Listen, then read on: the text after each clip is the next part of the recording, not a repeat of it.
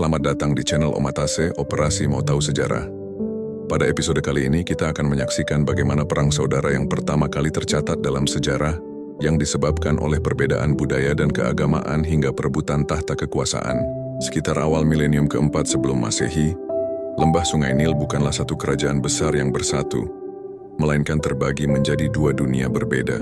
Di selatan terdapat hulu Mesir, wilayah memanjang yang diapit padang pasir dan pegunungan, dihuni masyarakat agraris yang disiplin dengan budaya religius kuat. Di utara terbentang hilir Mesir, dataran delta Nil yang luas, subur dan terbuka terhadap pengaruh luar melalui Laut Mediterania. Perbedaan ini bukan hanya soal geografi, tetapi juga melahirkan dua identitas politik yang saling bersaing selama berabad-abad. Tradisi lisan dan bukti arkeologi menunjukkan bahwa persaingan antara hulu dan hilir Mesir sering berujung pada konflik. Masing-masing wilayah memiliki mahkota khas. Mahkota putih tinggi milik hulu Mesir, dan mahkota merah dataran rendah milik hilir Mesir. Dua simbol itu tidak sekadar hiasan, melainkan lambang klaim atas kedaulatan. Seringkali raja di selatan menganggap dirinya berhak atas utara. Begitu pula sebaliknya. Kondisi ini menjadikan Mesir pradinasti sebagai arena persaingan tiada akhir, hingga muncul seorang tokoh yang kelak dikenal sebagai penyatu, Narmer, atau oleh tradisi Yunani disebut Menes. Narmer diperkirakan memerintah sekitar tahun 3100 sebelum Masehi. Ia adalah penguasa hulu Mesir yang berambisi menundukkan delta. Peristiwa penaklukan ini diabadikan dalam Palet Narmer, sebuah prasasti batu yang ditemukan di Hierakonpolis. Di sana tergambar raja dengan mahkota putih sedang mengayunkan gada ke arah musuh yang berlutut. Sementara di sisi lain ia mengenakan mahkota merah, tanda bahwa kedua wilayah telah jatuh di bawah kekuasaannya. Gambaran ini bukan sekadar propaganda seni, melainkan refleksi nyata atas penyatuan politik pertama Mesir. Namun, penyatuan itu tidak serta-merta menghapus perbedaan mendasar. Banyak bangsawan hilir Mesir menolak tunduk sepenuhnya pada pusat baru yang beribu kota di Memphis, kota strategis yang didirikan di pertemuan hulu dan hilir. Bagi mereka, kedaulatan lokal telah berlangsung turun-temurun dan tidak mudah dilepaskan. Akibatnya, setelah Narmer wafat, ketegangan perlahan mencuat. Inilah yang kemudian dianggap sebagai bibit dari perang saudara pertama Mesir. Pada tahap awal, konflik tidak berbentuk peperangan besar seperti dalam gambaran modern. Sebaliknya, ia muncul melalui pemberontakan kecil, penolakan membayar upeti, atau pengkhianatan pejabat lokal. Namun, dalam masyarakat yang sedang membangun konsep kerajaan ilahi, penolakan terhadap otoritas raja berarti ancaman langsung bagi stabilitas seluruh negeri. Maka setiap pemberontakan lokal ditanggapi dengan keras oleh penerus Narmer. Dinasti pertama yang dimulai olehnya harus berulang kali mengerahkan pasukan untuk menegakkan kendali. Salah satu faktor penting yang memperkeruh keadaan adalah perbedaan budaya dan agama. Di hilir Mesir, dewa-dewa lokal memiliki kedudukan penting, sementara di hulu Mesir raja dianggap wakil Horus, dewa langit. Ketika penyatuan terjadi, simbol Horus ditekankan sebagai legitimasi utama raja. Hal ini membuat beberapa kuil dan imam di utara merasa tersisih. Perselisihan religius yang tampak sederhana itu ternyata memiliki dampak politis besar, karena kuil merupakan pusat ekonomi dan otoritas lokal. Kondisi ini menciptakan Mesir awal yang rapuh, sebuah kerajaan yang baru lahir, namun selalu diguncang oleh tarik-menarik antara pusat dan daerah. Sejarah mencatat bahwa raja-raja penerus Narmer, seperti Aha-Jer dan Den, tidak hanya membangun makam megah di Abydos, tetapi juga meninggalkan catatan peperangan untuk mempertahankan kesatuan negeri. Beberapa raja bahkan diduga meninggal secara tidak wajar, tanda bahwa intrik politik dalam negeri bisa berubah menjadi perebutan tahta berdarah. Perang saudara pertama Mesir, oleh karena itu, bukanlah satu peristiwa tunggal melainkan serangkaian bentrokan yang berulang. Namun justru dari ketegangan inilah lahir fondasi penting. Konsep raja sebagai penguasa mutlak atas Mesir atas dan Mesir bawah. Simbol mahkota ganda, Pshen, lahir dari era ini, menandai bahwa sang penguasa tidak lagi mewakili satu wilayah, melainkan keseluruhan negeri. Persatuan ini masih rapuh, tetapi menjadi dasar bagi perkembangan kerajaan lama kelak. Dengan demikian, kisah awal ini berfokus pada lahirnya penyatuan di bawah Narmer, munculnya penolakan dari bangsawan hilir Mesir, dan awal mula konflik internal yang akan berkembang menjadi perang saudara. Mesir memasuki babak baru sejarahnya, di mana setiap tetesan darah yang tumpah bukan hanya soal perebutan tanah, tetapi juga perebutan makna persatuan yang abadi. Setelah wafatnya Narmer, penerusnya menghadapi tantangan berat untuk mempertahankan persatuan yang masih rapuh. Raja Aha, yang diyakini sebagai pendiri resmi dinasti pertama setelah Narmer, segera memindahkan pusat kekuasaan ke Memphis. Kota ini bukan hanya strategis secara geografis, tetapi juga simbol penyatuan. Terletak di perbatasan hulu dan hilir Mesir. Namun keputusan ini tidak sepenuhnya meredakan ketegangan. Bagi bangsawan hilir Mesir, kehadiran ibu kota baru justru mempertegas dominasi hulu Mesir atas wilayah mereka. Aha berusaha memperkuat legitimasi dengan mengikat kerajaan melalui perkawinan politik dan pembangunan kuil bagi dewa-dewa setempat. Meski demikian, catatan arkeologi dari Abydos dan Saqqara menunjukkan adanya bentrokan militer pada masa pemerintahannya. Sejumlah makam bangsawan dari hilir Mesir memiliki tanda-tanda kehancuran mendadak, seakan dihancurkan dalam penyerbuan. Dari sini terlihat bahwa perlawanan lokal tetap berlanjut, meski sering berakhir dengan kekalahan. Setelah Aha tahta beralih kepada Jer, ia dikenal sebagai raja yang memperluas pengaruh hingga ke wilayah Nubia di selatan, dan mungkin juga melakukan ekspedisi ke Asia Barat. Namun pada kaum senekir, ia menghadapi perlawanan yang sama. Sumber-sumber kuno menyinggung tentang adanya kelompok bangsawan yang menolak membayar upeti, atau mengakui Memphis sebagai pusat kekuasaan. Bagi mereka, raja hanyalah penguasa hulu Mesir yang berusaha memaksakan legitimasi di delta. Akibatnya, dinasti pertama berulang kali terseret dalam perang kecil, sebuah pola yang kelak dianggap sebagai wajah nyata dari perang saudara pertama. Konflik-konflik ini tidak hanya berkaitan dengan perebutan kekuasaan politik, tetapi juga menyentuh ranah keagamaan.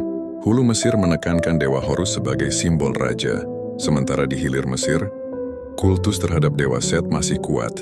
Persaingan mitologis antara Horus dan Seth yang digambarkan sebagai pertarungan abadi antara keteraturan dan kekacauan seakan mencerminkan realitas politik pada masa itu. Para imam dan kuil menjadi aktor penting yang bisa memperkuat atau melemahkan raja karena mereka menguasai sumber daya ekonomi sekaligus kepercayaan rakyat. Di tengah suasana ini, Raja Den muncul sebagai penguasa yang lebih kuat. Ia sering dipuji dalam catatan arkeologi sebagai raja pertama yang memakai gelar lengkap Nswtbt, simbol penguasa Mesir hulu dan hilir secara bersamaan, dan juga meninggalkan prasasti yang menggambarkan dirinya menundukkan musuh dengan tangan besi. Salah satu relief memperlihatkan ia memukul musuh dengan gada, mirip ikonografi Narmer. Hal ini menegaskan bahwa raja tidak sekadar pemimpin politik, melainkan pelindung kosmik yang harus menjaga kesatuan negeri dengan kekuatan bila perlu. Namun, bahkan di masa Den, intrik tidak pernah hilang. Beberapa ahli berpendapat bahwa kematian mendadak sejumlah pejabat tinggi, serta kerusakan di kompleks pemakaman Abydos, menunjukkan adanya perebutan tahta yang keras. Tidak jarang raja harus menghadapi ancaman dari dalam keluarganya sendiri. Dalam konteks ini, perang saudara bukan hanya perlawanan bangsawan Delta terhadap pusat, melainkan juga perebutan legitimasi di antara kerabat kerajaan. Ketidakstabilan yang berulang ini justru melahirkan tradisi baru. Pembangunan birokrasi yang lebih terpusat. Para raja mulai menunjuk pejabat khusus untuk mengelola perpajakan, pertanian, dan administrasi lokal. Dengan cara ini, kendali raja berusaha diperluas ke setiap pelosok. Meskipun sering menimbulkan gesekan dengan otoritas lama, seiring waktu, birokrasi ini menjadi fondasi penting yang memungkinkan Mesir berkembang menjadi kerajaan yang benar-benar terpusat pada era kerajaan lama. Konflik juga meninggalkan dampak budaya yang mendalam. Setiap kali raja berhasil menumpas pemberontakan, peristiwa itu diabadikan dalam prasasti, relief, atau simbol upacara. Hal ini menunjukkan betapa pentingnya peperangan internal sebagai sarana untuk mempertegas kekuasaan. Dengan kata lain, perang saudara meski melemahkan stabilitas, juga membantu membentuk identitas raja sebagai penguasa ilahi yang berhak menjaga keteraturan dunia. Pada akhirnya, dinasti pertama bertahan melalui kekuatan, diplomasi, dan simbolisme keagamaan. Namun ketegangan tidak sepenuhnya padam. Saat dinasti kedua berkuasa, konflik kembali mencuat dengan lebih jelas, bahkan menimbulkan perpecahan antara pengikut Horus dan pengikut Seth. Masa inilah yang dianggap sebagai puncak nyata dari perang saudara pertama, ketika perpecahan politik dan religius hampir menghancurkan persatuan yang telah dirintis sejak Narmer. Memasuki dinasti kedua, sekitar tahun 2890 sebelum Masehi, Mesir mulai memasuki masa yang lebih bergejolak. Jika dinasti pertama sibuk menegakkan otoritas pusat terhadap bangsawan daerah, maka pada masa dinasti kedua, konflik justru membelah negeri berdasarkan garis keagamaan dan politik yang lebih dalam. Inilah periode yang oleh sejarawan dianggap sebagai inti dari Perang Saudara Pertama Mesir. Raja-raja awal dinasti kedua, seperti Hatshepsut dan Raneb, berusaha melanjutkan warisan dinasti pertama dengan memperkuat persatuan. Hatshepsut bahkan memilih nama yang berarti dua kekuatan berdamai, seolah menegaskan ambisinya menyatukan kembali Mesir Hulu dan Hilir. Namun pilihan nama itu justru mengisyaratkan betapa rapuhnya persatuan yang ada. Perdamaian harus ditegakkan dengan simbol, karena dalam kenyataan perbedaan masih membara di akar masyarakat. Situasi memanas ketika muncul Raja Peribsen, tidak seperti pendahulunya. Peribsen mengambil langkah berani dengan meninggalkan simbol Horus sebagai lambang raja dan menggantinya dengan simbol Seth. Langkah ini mengejutkan banyak pihak karena Horus selama ini dipandang sebagai pelindung raja dan lambang keteraturan kosmik. Seth sebaliknya sering dianggap dewa yang melambangkan kekacauan dan konflik. Meski tetap memiliki pengikut setia di hilir Mesir, keputusan Peribsen diyakini sebagai manuver politik yang radikal. Dengan menempatkan Seth sebagai lambang kerajaan, ia berusaha menarik dukungan bangsawan Delta yang masih resisten terhadap dominasi Hulu Mesir. Namun langkah ini sekaligus menimbulkan perpecahan besar di tubuh Mesir sendiri. Hulu Mesir, yang selama ini setia pada simbol Horus, merasa dikhianati. Benturan antara dua kubu tak terhindarkan. Satu mendukung Horus, satu lagi mengusung Seth. Bukti arkeologi dari Abydos memperlihatkan adanya kerusakan dan penghancuran sejumlah situs yang berkaitan dengan raja-raja dinasti pertama. Hal ini mungkin mencerminkan upaya Peribsen untuk menghapus legitimasi masa lalu dan membangun tatanan baru. Bagi para pendukung Horus, tindakan itu tidak hanya pengkhianatan politik, tetapi juga pengkhianatan spiritual. Karena itu, konflik yang lahir bukan sekadar perebutan tahta, melainkan pertempuran ideologis mengenai hakikat raja dan kosmos Mesir itu sendiri. Perang internal ini kemungkinan besar melibatkan pertempuran terbuka antara pasukan dari dua kubu. Sayangnya, catatan tertulis yang jelas tidak bertahan, tetapi jejaknya dapat ditemukan melalui pecahan prasasti, kerusakan makam, dan perubahan gaya administratif. Para ahli menduga bahwa Mesir mungkin benar-benar terbelah pada masa Peribsen. Bagian selatan tetap mempertahankan simbol Horus, sementara bagian utara tunduk pada Seth. Dengan kata lain, negeri yang baru saja disatukan oleh Narmer 2 abad sebelumnya kembali terpecah oleh peperangan. Namun tidak lama setelah itu muncul seorang raja baru yang dikenal sebagai Hatshepsut. Namanya berarti dua kekuatan telah bersatu dalam dia. Dari namanya saja terlihat jelas bahwa ia berusaha mengakhiri konflik berkepanjangan. Relief dan patung yang menggambarkan dirinya menunjukkan upaya monumental untuk menyatukan kembali dua kubu. Ia bahkan memadukan lambang Horus dan Seth dalam gelar kerajaannya, sesuatu yang belum pernah dilakukan sebelumnya. Dengan cara ini, Hatshepsut berusaha meredakan perpecahan dan mengembalikan stabilitas negeri. Meski demikian, rekonsiliasi tidak datang tanpa pertumpahan darah. Sebuah prasasti dari Hierakon Polis menyebutkan angka yang mengerikan. Lebih dari 47.000 musuh terbunuh dalam pertempuran. Konflik yang dimulai dari penolakan lokal kini berubah menjadi perang saudara berskala besar yang merenggut ribuan nyawa. Dengan kemenangan Hatshepsut, Mesir perlahan dipersatukan kembali. Ia dikenal sebagai raja terakhir dinasti kedua, sekaligus penyelamat negeri dari jurang kehancuran. Dengan menggabungkan simbol Horus dan Seth, ia menciptakan fondasi baru bagi konsep kerajaan yang lebih inklusif. Persatuan Mesir tidak lagi berdiri di atas dominasi satu dewa atas dewa lain, melainkan pada integrasi dua kekuatan kosmik yang saling melengkapi. Namun luka perang saudara tidak mudah hilang. Generasi berikutnya masih menyimpan memori pahit tentang perpecahan itu. Meski Mesir memasuki masa kerajaan lama setelah Hatshepsut, bayang-bayang perang saudara tetap menjadi peringatan abadi bahwa persatuan tidak boleh diambil begitu saja. Ia harus dijaga melalui keseimbangan, simbolisme, dan kekuasaan yang kokoh. Dengan berakhirnya dinasti kedua, perang saudara pertama Mesir secara resmi mereda. Akan tetapi, dampaknya justru membentuk wajah politik Mesir untuk berabad-abad. Raja sebagai pusat kosmos, simbol mahkota ganda sebagai tanda persatuan, dan mitologi Horus Seth sebagai cermin dari pertarungan abadi antara keteraturan dan kekacauan. Sekitar tahun 4600 sebelum Masehi, di lembah sungai Tigris dan Efrat, masyarakat mulai beralih dari pola hidup semi-nomaden menjadi lebih menetap. Sawah sederhana, ladang gandum, dan kebun kurma mulai mendominasi kehidupan sehari-hari.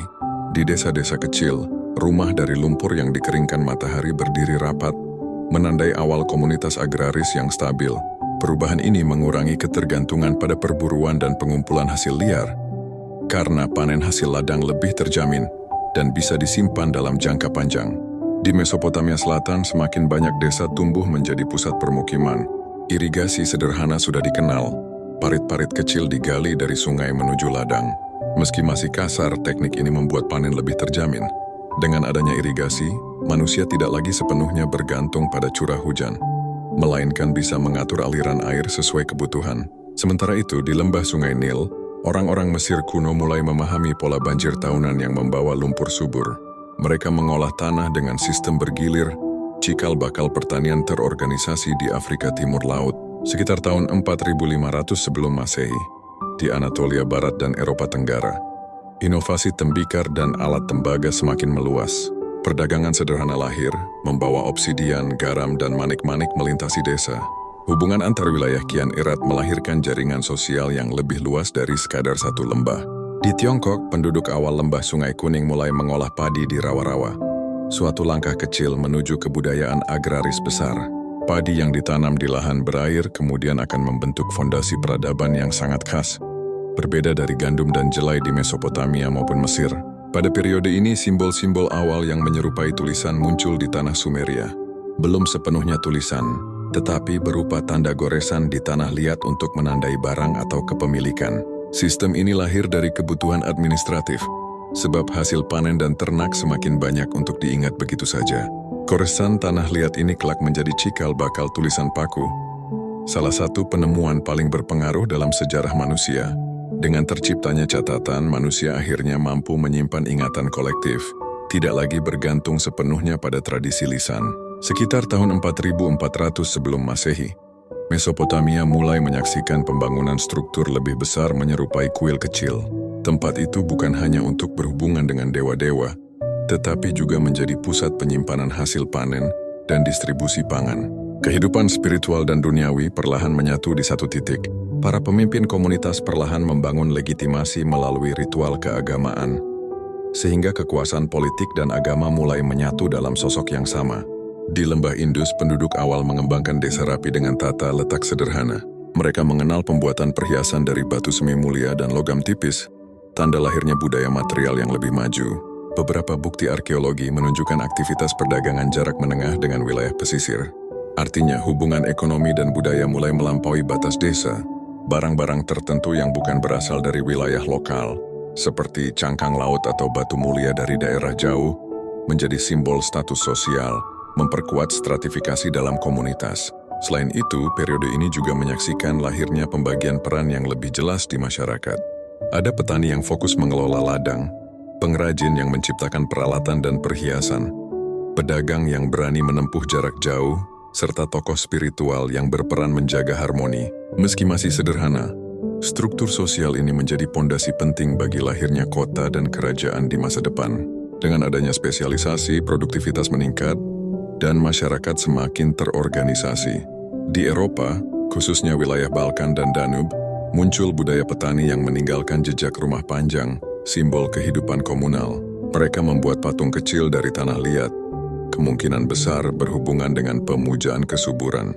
Simbol serupa juga ditemukan di Anatolia dan Mesopotamia, menunjukkan adanya kesamaan ide religius lintas wilayah. Gelombang perubahan selama 4 abad ini memperlihatkan benih awal peradaban. Pertanian terencana, permukiman permanen, perdagangan jarak jauh, cikal bakal tulisan, struktur keagamaan, serta organisasi sosial. Dari sinilah kota-kota besar, kerajaan, dan akhirnya imperium akan lahir, mengubah wajah dunia selamanya. Perubahan yang tampak sederhana seperti parit irigasi, gudang penyimpanan, dan tembikar hias sebenarnya adalah titik balik besar. Semua inovasi ini memungkinkan pertumbuhan penduduk yang lebih cepat, memperkuat hubungan sosial, dan menciptakan sistem nilai baru. Inilah langkah awal manusia menuju kehidupan berlapis di mana politik, ekonomi, dan kepercayaan mulai saling terkait. Sekitar tahun 4000 sebelum Masehi, perubahan yang telah berlangsung perlahan mulai menampakkan hasilnya. Desa-desa kecil yang tadinya hanya kumpulan rumah lumpur, berubah menjadi pemukiman lebih besar dengan ratusan bahkan ribuan penduduk. Di Mesopotamia Selatan, di tanah rawa yang subur lahirlah kota-kota pertama, Uruk, yang kelak dikenal sebagai salah satu kota tertua dalam sejarah. mulai berdiri sebagai pusat perdagangan, pertanian, dan spiritual.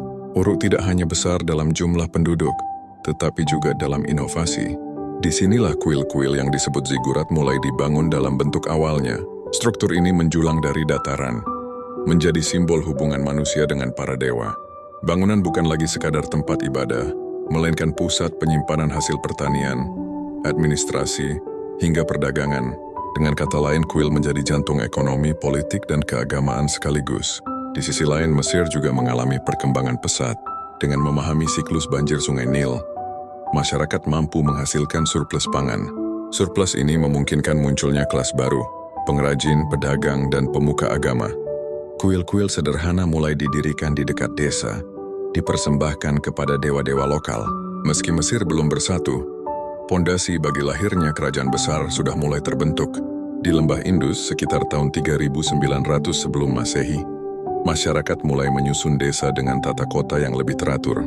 Jalan lurus, rumah bata, dan sistem drainase sederhana menjadi tanda kemajuan teknis. Perdagangan dengan wilayah pesisir terus berkembang, sementara pertanian semakin mapan dengan penggunaan gandum dan jelai. Di Eropa Tenggara, kota kecil awal juga mulai lahir di wilayah Balkan dan Anatolia. Budaya ini dikenal karena rumah-rumah besar yang dihuni beberapa keluarga sekaligus. Pusat ritual ditemukan dalam bentuk altar dan patung tanah liat yang menggambarkan Dewi Kesuburan. Masyarakat Eropa perlahan bergerak dari budaya petani desa menjadi komunitas yang lebih kompleks. Sekitar tahun 3800 sebelum Masehi, tulisan paku di Sumeria mulai berkembang dari sekadar catatan barang menjadi sarana menyampaikan ide dan narasi. Catatan ekonomi, daftar upeti, bahkan kisah mitologi sederhana mulai ditorehkan di atas tanah liat. Dengan tulisan, generasi baru tidak lagi bergantung penuh pada ingatan lisan, tetapi memiliki arsip yang dapat diwariskan. Hal ini mempercepat lahirnya birokrasi dan memperkuat otoritas penguasa kota.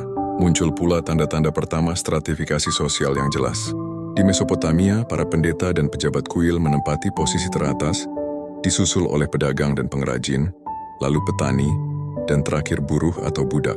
Stratifikasi ini memperlihatkan bahwa masyarakat tidak lagi hidup setara, melainkan mulai terbagi berdasarkan fungsi dan kekuasaan.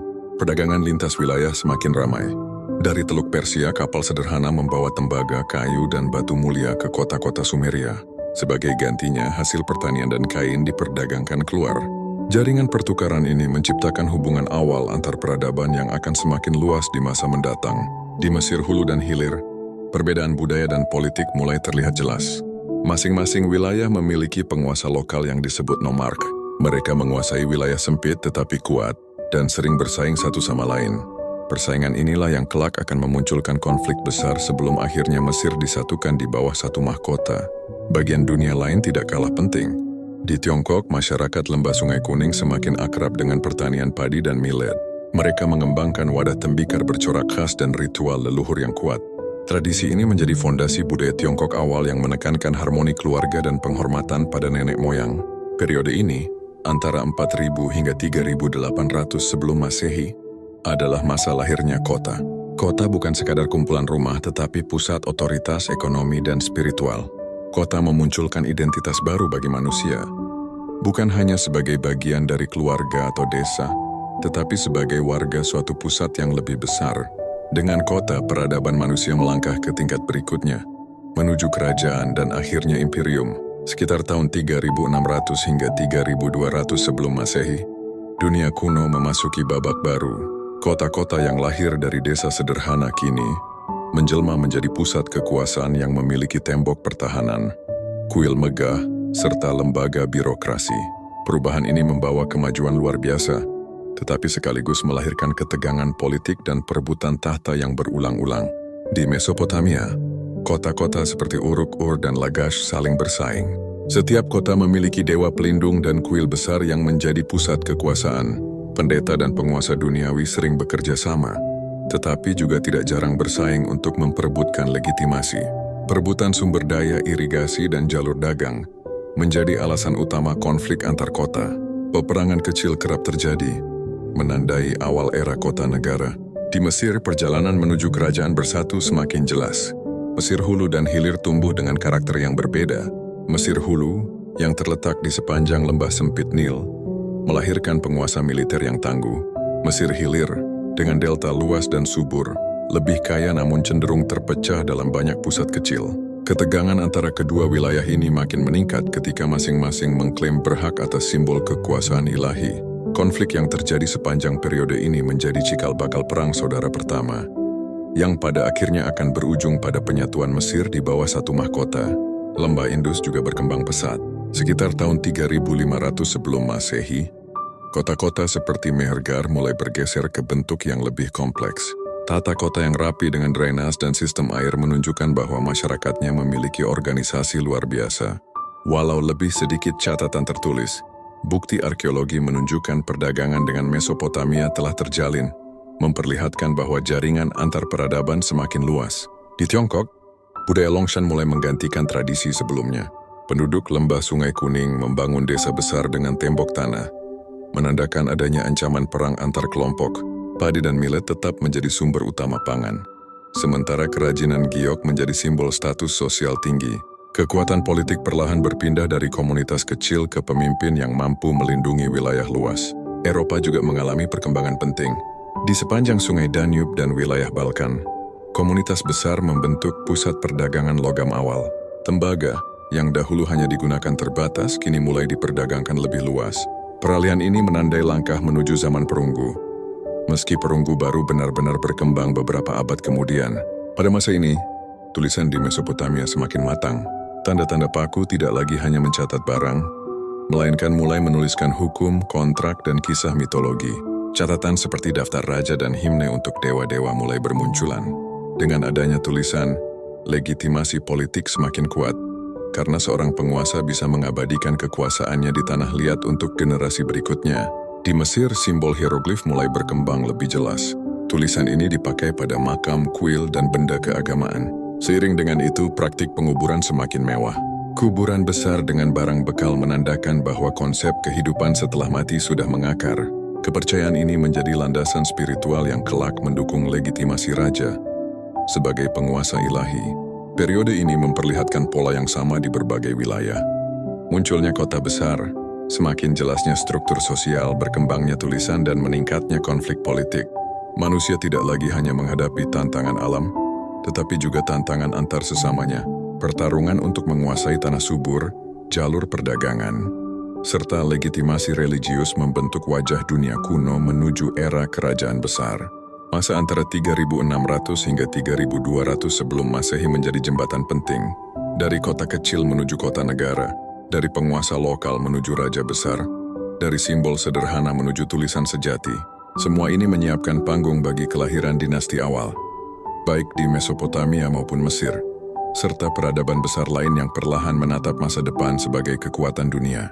Masa ini juga menandai munculnya perdagangan jarak jauh melalui laut. Kapal kayu sederhana mulai berlayar dari Teluk Persia hingga pesisir Oman, bahkan ke wilayah Laut Merah. Jalur ini membawa tembaga, batu mulia, dan hasil bumi. Perdagangan laut menjadikan kota-kota tertentu pusat transit penting, sekaligus memperkuat posisi penguasa lokal yang mampu menguasai pelabuhan. Selain perdagangan laut, kontak budaya juga semakin terasa. Motif seni dari Mesopotamia mulai ditemukan di lembah Indus, sementara keramik khas Anatolia menyebar ke Eropa Tenggara. Pertukaran ide ini menunjukkan bahwa jaringan manusia tidak hanya soal barang, tetapi juga gagasan dan simbol kepercayaan. Sekitar tahun 3200 hingga 2686 sebelum Masehi, dunia kuno menyaksikan lahirnya kerajaan-kerajaan pertama yang benar-benar terorganisasi. Inilah masa ketika kota-kota yang tadinya berdiri sendiri mulai tunduk di bawah satu penguasa tunggal, membentuk struktur politik yang jauh lebih besar dan kompleks. Di Mesir, ketegangan panjang antara hulu dan hilir akhirnya mencapai puncaknya. Meski perang saudara berlangsung dalam gelombang bentrokan berkepanjangan, hasil akhirnya adalah penyatuan di bawah seorang raja besar. Narmer, yang juga dikenal sebagai Menes dalam tradisi, menjadi simbol kemenangan Mesir hulu atas Mesir hilir. Ia mengenakan mahkota ganda, putih dan merah, sebagai tanda penyatuan. Peristiwa ini menjadi tonggak berdirinya dinasti pertama. Awal dari zaman kerajaan tua, penyatuan Mesir tidak hanya bersifat politik, tetapi juga spiritual. Konsep raja sebagai perwujudan Horus di bumi semakin mengakar. Raja bukan sekadar penguasa duniawi, melainkan penghubung langsung dengan para dewa. Dari sini lahirlah legitimasi ilahi yang membuat kedudukan raja nyaris tak tergoyahkan. Kehidupan masyarakat pun mulai berpusat pada proyek besar negara, pembangunan kuil, irigasi raksasa, serta makam megah. Sementara itu di Mesopotamia, kota negara terus bersaing. Tetapi muncul juga tokoh-tokoh penguasa yang mampu menundukkan beberapa kota sekaligus.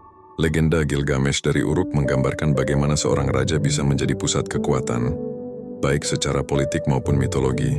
Meski kota-kota seperti Ur, Kish dan Lagash masih mempertahankan kedaulatan masing-masing, benih pertama kerajaan yang lebih luas sudah mulai terlihat. Di lembah Indus, perkembangan kota mencapai tingkat baru. Tata kota yang rapi dengan jalan lurus dan drainase canggih menandai kemajuan luar biasa. Rumah bata dibangun seragam, menunjukkan adanya otoritas pusat yang mengatur. Perdagangan dengan Mesopotamia tercatat melalui temuan segel Indus di kota-kota Sumeria. Ini membuktikan bahwa peradaban Indus telah masuk ke jaringan global awal. Di Tiongkok, budaya Longshan berkembang pesat. Masyarakat mulai membangun benteng tanah besar, menandakan adanya perang antar komunitas. Selain itu, ritual pemujaan leluhur semakin kuat, membentuk fondasi kepercayaan yang akan bertahan ribuan tahun. Dari sini benih kerajaan Tiongkok awal mulai disemai. Eropa juga memasuki tahap baru dengan munculnya pusat logam. Tembaga semakin meluas penggunaannya, dan eksperimen awal dengan campuran timah melahirkan perunggu. Meski masih terbatas, inilah awal dari perubahan besar yang kelak dikenal sebagai zaman perunggu. Tulisan di berbagai peradaban berkembang semakin kompleks. Di Mesopotamia, catatan hukum dan mitologi mulai disusun dalam bentuk lebih panjang. Di Mesir, hieroglif tidak hanya muncul di makam, tetapi juga di artefak resmi yang menegaskan kekuasaan raja. Tulisan kini bukan sekadar alat praktis, melainkan instrumen politik dan budaya. Periode antara 3200 hingga 2686 sebelum Masehi adalah masa transisi dari dunia kota negara menuju kerajaan besar. Perang, diplomasi, dan perdagangan saling berkelindan, membentuk jaringan kekuasaan yang lebih kokoh. Dari sini lahirlah dinasti, birokrasi, dan tradisi budaya yang menjadi pondasi peradaban klasik. Dengan penyatuan Mesir dan berkembangnya kota-kota besar di Mesopotamia, Indus, Tiongkok, dan Eropa, manusia akhirnya memasuki bab baru dalam sejarah. Dari komunitas agraris menjadi kekuatan politik yang menguasai wilayah luas. Dunia tidak lagi hanya dihuni desa-desa kecil, tetapi telah diwarnai dinasti dan kerajaan. Sebuah langkah monumental menuju peradaban global. Selain aspek politik dan religius, konflik ini juga membawa dampak pada pola perdagangan dan diplomasi awal Mesir. Beberapa catatan arkeologis menunjukkan bahwa selama masa pergolakan, hubungan dagang dengan Nubia, Sinai, dan Levant sempat terganggu.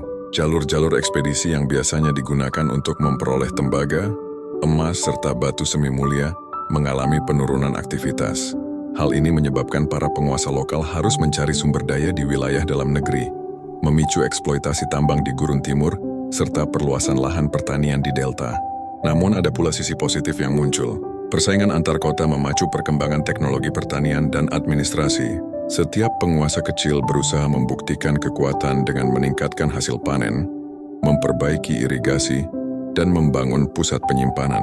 Hal ini secara tidak langsung mempersiapkan Mesir menuju sentralisasi yang lebih kuat di bawah Narmer.